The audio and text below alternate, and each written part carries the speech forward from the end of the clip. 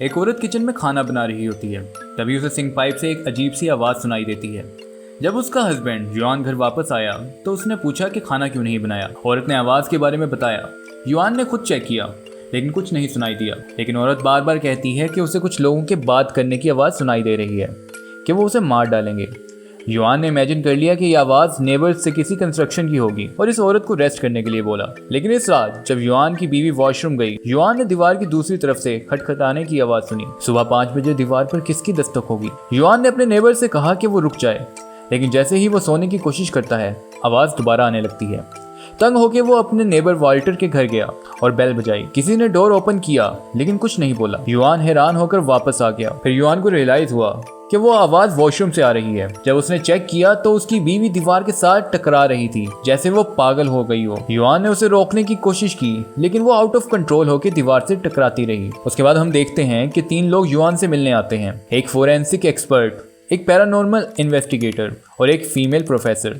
उन्होंने कंफर्म किया कि वो नहीं मानते कि युआन ने अपनी वाइफ को मारा है, बल्कि वो ये समझना चाहते हैं कि ये सब कुछ कैसे हुआ। थोड़ी देर बाद सोचने के बाद युआन ने बताया कि उसके नेबर वाल्टर ने पिछले कुछ दिनों में बहुत अजीब बिहेवियर किया और रात वाली अजीब आवाज़ों के बारे में भी बताया। ये सुनकर प्रोफेसर हैरान हो गई। पता चला कि वाल्टर ने कुछ दिन पहले उसे कॉल की थी और कहा था कि उसके घर में भी अजीब इवेंट्स हो रहे हैं। कुछ दिन पहले वाल्टर को फील हुआ कि उसके घर में कोई इनविजिबल फोर्स है। ये तकरीबन 1 महीने से चल रहा था। उसने प्रोफेसर को कॉल की लेकिन उस वक्त एक असिस्टेंट ने फ़ोन उठाया और उसे अगले दिन फिर कॉल करने को कहा। जब भी वाल्टर घर वापस आता उसे हमेशा लगता कि कुछ उसके बेड के नीचे है, लेकिन जब भी वो देखता कुछ नहीं मिलता। ये डर उसे सोने नहीं देता था और वो बिना अपनी पिल्स लिए सो नहीं पा रहा था। एक रात जब वो सो रहा था उसका बेड अचानक हिलने लगा। डर कर उसने नीचे देखा लेकिन वहाँ कुछ नहीं था। लेकिन जैसे ही वो दोबारा लेटा उसे एक शैडो नजर आया। उसी वक्त रूम की लाइट चली गई। जब उसने स्विच दबाया तो कुछ नहीं हुआ। उसे याद आया कि बेड के नीचे एक प्लग है। जैसे ही उसने प्लग में तार डाली एक अजीब शैडो अचानक रूम से बाहर भाग गया। डर के मारे वाल्टर ने कंबल के नीचे छुपकर दुआ की। अगली सुबह जब वो उठा पूरा घर बिखरा हुआ था। उसने फौरन प्रोफेसर को कॉल की और बताया कि अब शैडो सिर्फ चीजें नहीं हिला रहा बल्कि उसके सामने भी आ रहा है। लेकिन प्रोफेसर का असिस्टेंट अभी भी हेल्प करने से मना कर देता है क्योंकि वाल्टर के पास कोई सॉलिड प्रूफ नहीं था। शाम को युआन ने वाल्टर के घर जाकर दीवार पर होने वाली आवाज़ के बारे में पूछा।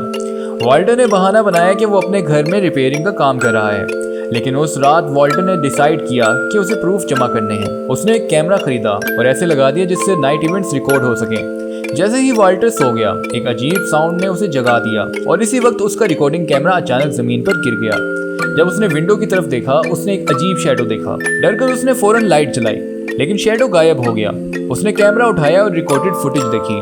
उसने देखा कि जब वो सो रहा था एक खौफनाक चीज उसे घूर रही थी। फिर वो आहिस्ता आहिस्ता अलमारी की तरफ बढ़ गई। शायद कैमरा गिरने की वजह भी यही थी। शॉक्ड होकर वाल्टर ने अलमारी की तरफ देखा। वो बहुत डर गया था लेकिन हिम्मत जमा कर अलमारी का दरवाजा खोला। अंदर उसने सिर्फ अपने पुराने कपड़े लटके हुए देखे। लेकिन जब उसने वीडियो रीप्ले की और थोड़ा और रिवाइंड किया उसे एहसास हुआ कि वो अजीब शैडो असल में बेड के नीचे से निकला था। अचानक अलमारी का दरवाजा खुद ही खुला जिसमें हम एक अजीब से क्रिएचर को देखते हैं। डर के मारे वाल्टर ने अलमारी में देखा और अपनी बंदूक की रिफ्लेक्शन में वही शैडो देखा। वो बंदूक उठाने ही वाला था कि अचानक किसी इनविजिबल फोर्स ने उसे जमीन पर गिरा दिया। फिर सब कुछ अचानक से साइलेंट हो गया। अगली सुबह एक बच्चा खेलते हुए वाल्टर के घर के करीब आ गया। वो सिर्फ पानी लेने के लिए अंदर आया था, लेकिन वाल्टर अचानक गुस्सा हो गया और बच्चे को फौरन जाने को कहा। डर के मारे बच्चा भागने वाला था कि अचानक एक तेज स्पीड बस ने उसे टक्कर मार दी। तेज आवाज सुनकर युआन बाहर भागा और उसने देखा कि ये बच्चा अलीशा का बेटा था। अलीशा उनकी नेबर थी। युआन ने अलीशा को जोर जोर से आवाज देके पुकारना शुरू किया। कुछ देर बाद पुलिस वहां पहुंची और इन्वेस्टिगेशन स्टार्ट हुई। वहां के रेस्क्यू स्टाफ ने वहां पर पड़ा खून साफ कर दिया और ये वो डिटेल है जिसकी इंपॉर्टेंस हमें बाद में पता चलेगी। बच्चे को दफनाने के बाद युआन के जहन में एक सवाल आया। उसने काफी दिनों तक अपने नेबर वाल्टर को नहीं देखा। कुछ टाइम बाद फोरेंसिक एक्सपर्ट यानो को पुलिस की तरफ से एक मिस्टीरियस केस में हेल्प के लिए कॉल आई। जब वो साइट पर पहुंचा उसने देखा कि इंसिडेंट रिपोर्ट करने वाली औरत कोई और नहीं बल्कि अलीशा थी, जिसका बेटा कुछ दिन पहले ही एक्सीडेंट में मारा गया था। अलीशा ने पुलिस को बताया कि उसने अपने दरवाजे पर बार बार अजीब आवाजें सुनी हैं और जब उसने बाहर देखा तो उसे किसी छोटे बच्चे के फुटप्रिंट्स दिखे। युआन इस पर हैरान नहीं हुआ और वो ये समझ गया कि ये कोई पैरानॉर्मल एक्टिविटी नहीं है बल्कि अलीशा की इमेजिनेशन है। उसे डाउट था कि अलीशा अपने बेटे की मौत को एक्सेप्ट नहीं कर पा रही और शायद उसने खुद ही उसका जिस्म कब्र से निकाल लिया हो। युआन और पुलिस सिचुएशन पर बात कर रहे थे कि अचानक टेबल पर रखा हुआ एक गिलास खुद ही गिर गया उसने एक लम्हे के लिए रुककर सजेस्ट किया कि बच्चे के जिस्म को फौरन दफना देना चाहिए और इस इंसिडेंट को पुलिस रिपोर्ट में नहीं लिखना चाहिए, क्योंकि इंचार्ज ऑफिसर फ्यूज था जो कि एलिशा का बॉयफ्रेंड था। अगर पता चलता कि एलिशा ने अपने बेटे की बॉडी निकाली है तो उसे मेंटल हॉस्पिटल में भेजा जा सकता था। यानो ने ऑफिसर फ्यूज को मशवरा दिया कि वो रिपोर्ट में लिखें कि बॉडी की ये मूवमेंट पोस्टमार्टम मसल कॉन्ट्रैक्शन की वजह से हुई है। उसने एलिशा को काम रखने के लिए मेडिसिन भी रिकमेंड की। यानो जब घर से बाहर निकला तो उसने देखा कि एक औरत रोड के सामने खड़ी है और वो इंसिडेंट की फोटोज ले रही है। जब यानो उसे पहचान नहीं सका तो वो उसके पास गया। बातचीत के दौरान पता चला कि वो प्रोफेसर एल्बर्ट है जो पैरानॉर्मल चीजों की रिसर्च करती है। यानो ने पूछा कि वो यहाँ क्या कर रही है। एल्बर्ट ने कहा कि उसने इस एरिया में अजीब इवेंट्स के बारे में सुना है और उनको समझ नहीं आई है। उसने ये भी देखा कि जब उसने घर की डोरबेल बजाई किसी ने दरवाजा खोला लेकिन अंदर से कोई कुछ नहीं बोला। यानो ने प्रोफेसर एल्बर्ट से कहा कि अगर वो पैरानॉर्मल इवेंट्स की रिसर्च कर रही है तो इस केस की इन्वेस्टिगेशन में उसके साथ शामिल हो जाए। उसके बाद यानो और प्रोफेसर एल्बर्ट ड्राइंग रूम में बैठकर केस पर बात करने लगे। यानो ने बताया कि वो पिछले 15 साल से फोरेंसिक एक्सपर्ट के तौर पर काम कर रहा है लेकिन कभी ऐसा मिस्टीरियस केस नहीं देखा, जबकि उसने अपनी लाइफ में काफी पैरानॉर्मल इवेंट्स देखे हैं।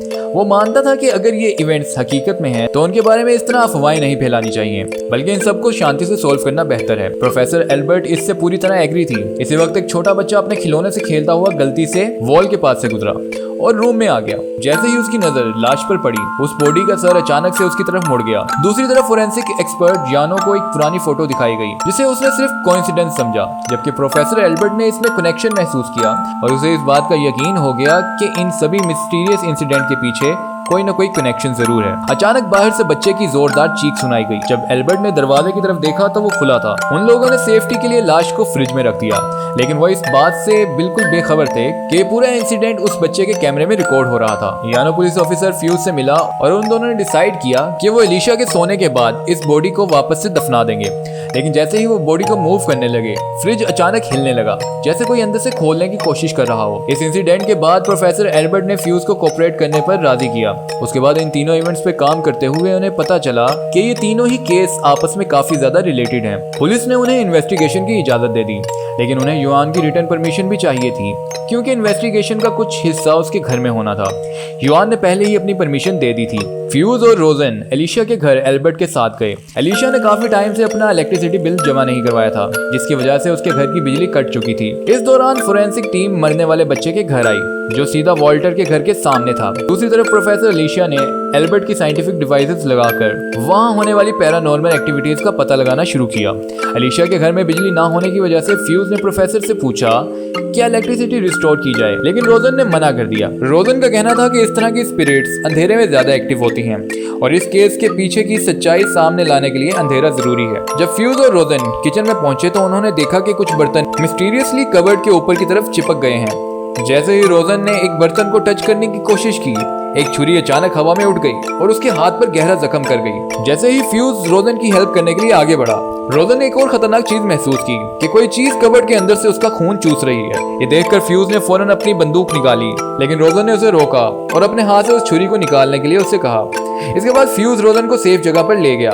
जब रोजन अपने जख्म को साफ कर रहा था, फ्यूज ने महसूस किया कि रूम में प्रेजेंट सभी चीजें हिल रही हैं। वो हैरान नहीं हुआ क्योंकि वो पहले ही समझ चुका था कि स्पिरिट्स जो भी हैं, ये खून की तरफ काफी ज्यादा अट्रैक्टिव हैं। रोजन ने फौरन कहा कि इस कमरे को साफ कर दो। इसी बीच में यानो ने फ्यूज को कॉल की।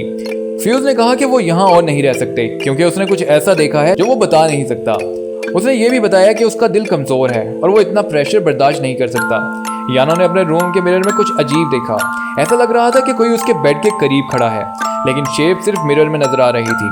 अचानक एक अजीब शेप मिरर से बाहर आने लगी और इसी वक्त वो कॉल डिस्कनेक्ट हो गई। दूसरी तरफ प्रोफेसर एल्बर्ट ने भी कुछ अनयूजुअल देखा। उसने दीवार में एक क्रैक नोटिस किया। फ्यूज ने रोजन को ढूंढा और कहा कि वो फौरन यहाँ से निकलना चाहता है, लेकिन इस वक्त रोजन ने एक न्यू क्लू ढूंढा और कहा कि इस पर ध्यान दो। जब उन्होंने बेड के नीचे देखा तो कुछ अजीब नहीं मिला, लेकिन जैसे ही वो दूसरी तरफ मुड़े, वो सीन देखकर वो पूरी तरह से हैरान रह गए। पूरा रूम अजीब क्रीचर से भरा हुआ था। रोजन ने फ्यूज को बताया कि अंधेरा और रोशनी दोनों एक ही जगह पर होते हैं, बस उसे सही एंगल से देखना जरूरी है। फ्यूज ने खुद को कंट्रोल करने की कोशिश की, लेकिन ये सीन देखकर वो फौरन बाहर भाग गया। फिर उसे एहसास हुआ कि रोजन को अपने साथ लेकर आना चाहिए था। जब फ्यूज यानो के पास पहुंचा तो वो उसे पुकारने लगा। यानो ने कोई जवाब नहीं दिया। इसी वक्त फ्यूज की नजर कबर्ड पर पड़ी, जहां पर ताजा खून के निशान थे। फ्यूज ने अपने अंदर हिम्मत जमा की और कबर्ड खोला, लेकिन उसके अंदर सिर्फ बर्तन और कपड़े थे। इस वक्त फ्यूज को रोजन के अल्फाज याद आए। अगर तुम अपना एंगल बदलो तो सच्चाई अलग नजर आती है। जैसे ही फ्यूज कबर्ड के दूसरी तरफ जाने लगा, उसे कबर्ड में से कुछ आवाज आई। फ्यूज ने अपने अंदर बची कुछ सारी हिम्मत जमा की और उसने उस कबर्ड को पलटाकर उसे खोला। कबर्ड के अंदर उसे कुछ और नहीं बल्कि यानो मिला, जिसकी हालत देखकर साफ नजर आ रहा था कि वो अब जिंदा नहीं है। इसी बीच प्रोफेसर एल्बर्ट दीवारों के क्रैक को बारीकी से चेक कर रही थी और तभी उन्हें वहां पर छुपा हुआ एक आदमी दिखा। यह आदमी कोई और नहीं बल्कि वॉल्टर था, जो कई दिनों से गायब था। इसी वक्त फ्यूज वहां पहुंचा और उसने बताया कि युआन के साथ कुछ अजीब हुआ है। उसने एल्बर्ट को वार्न किया कि उस रात होने वाले किसी भी इवेंट पर यकीन न करे, क्योंकि ये सब पैरानॉर्मल फोर्स की वजह से हो रहा है। फ्यूज ने फिर रोजन को कॉल किया और उसने कहा कि सिचुएशन आउट ऑफ कंट्रोल हो गई है और इन्वेस्टिगेशन को फौरन रोक देना चाहिए। लेकिन रोजन ने कोई जवाब नहीं दिया और ये राज तब खुलता है जब एल्बर्ट बताती है कि ये सारी क्रीचर्स पानी के जरिए फैल रही हैं। वो बच्चा जिसका एक्सीडेंट हुआ था, उसने इसी घर में पानी पिया था, तो उन्होंने वहां पर पड़ा हुआ खून गटर में बहा दिया। यही वजह थी कि युआन की वाइफ ने किचन में अजीब आवाजें सुनना शुरू की। जैसे ही फ्यूज और एल्बर्ट ने उन क्रैक्स को ऑब्जर्व करना शुरू किया, एक हाथ अंदर से बाहर आया और एल्बर्ट को पकड़ लिया। ये सीन इतना खौफनाक था कि फ्यूज का दिल जोर जोर से धड़कने लगा और उसे हार्ट अटैक हो गया। इसी वक्त वो क्रिएचर दीवार में नजर आया। दूसरी तरफ रोजन जब कैमरा की रिकॉर्डिंग देख रहा था, उसके पीछे की अलमारी खुद ब खुद खुल गई। ये सब कुछ देखकर वो भी एल्बर्ट की तरह काफी ज्यादा डर चुका था, जबकि फ्यूज किसी तरह से इस सबसे बच गया। जब फ्यूज होश में आया, उसने देखा कि रूम का सारा फर्नीचर खुद ही हिल रहा है। इसी वक्त अलीशा वहां पहुंची। फ्यूज ने अलीशा से हेल्प मांगी, लेकिन वो गुस्से में थी क्योंकि वो समझती थी कि फ्यूज ने उसके बेटे को नुकसान पहुंचाया है। ये सब इसलिए हुआ क्योंकि अलीशा ने उस बच्चे के फोन में वो रिकॉर्डिंग देख ली थी जिसमें फ्यूज एक बॉडी को छुपा रहा था। लेकिन जब फ्यूज ने उसे बार बार रिक्वेस्ट की तो अलीशा का दिल अपने पुराने रिलेशनशिप की वजह से नरम हो गया।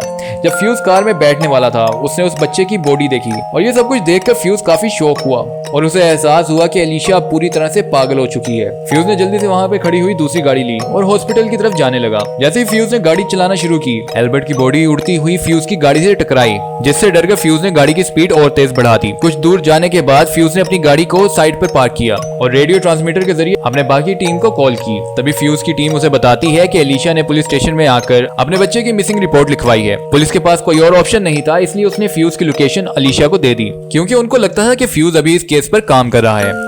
लेकिन वहां पहुंचने पर उन्होंने देखा कि फ्यूज की गाड़ी वहां पर नहीं थी। जब फ्यूज ने ये सब सुना, उसने फौरन अपने टीममेट से कहा कि वो सब कुछ यहीं पर रोक दें और वहां से निकल जाएं। तभी फ्यूज की टीम उसे बताती है कि उन्होंने वहां पर प्रोफेसर की बॉडी को अजीब तरह से खड़े हुए देखा। फ्यूज ने उन्हें वार्न किया कि वो सब कुछ इग्नोर करके जल्दी से वहां से निकल जाएं। थोड़ी देर तक कुछ सोचने के बाद फ्यूज ने यह फैसला किया कि वापस जाना जरूरी है। जैसे ही फ्यूज वहां पहुंचा, उसने अपनी गाड़ी से पेट्रोल के 2 डब्बे निकाले। फ्यूज अब इस मनहूस घर को जलाकर इन सभी क्रिएचर्स को मार देना चाहता था, ताकि ये सब कुछ हमेशा के लिए खत्म हो जाए। जैसे ही वो ड्राइंग रूम में पहुंचा, उसने देखा कि अलीशा ने सुसाइड कर लिया था। ये पूरा सीन देखकर फ्यूज काफी डर गया था, लेकिन उसने खुद को संभाला और पूरे घर में पेट्रोल छिड़कना शुरू कर दिया। जब उसने माचिस जलाने की कोशिश की तो वो बार बार बुझ रही थी। अचानक उसे एहसास हुआ कि यानो हर बार उस माचिस को बुझा रहा था। इस सीन से फ्यूज डरकर गिर गया। बिना कोई वक्त जाया किए फ्यूज ने अपनी गन से उस पेट्रोल पर फायर किया, जिससे पूरे घर में आग लग गई और देखते ही देखते वो पूरा घर आग की लपटों में लिपट गया। उसके बाद सीन शिफ्ट होता है 5 साल बाद। हम देखते हैं कि 3 लोग युआन से इन्वेस्टिगेशन करने के लिए आए हैं। उन्होंने युआन से पूछा कि क्या वो इन फोरेंसिक एक्सपर्ट और प्रोफेसर्स को जानता है।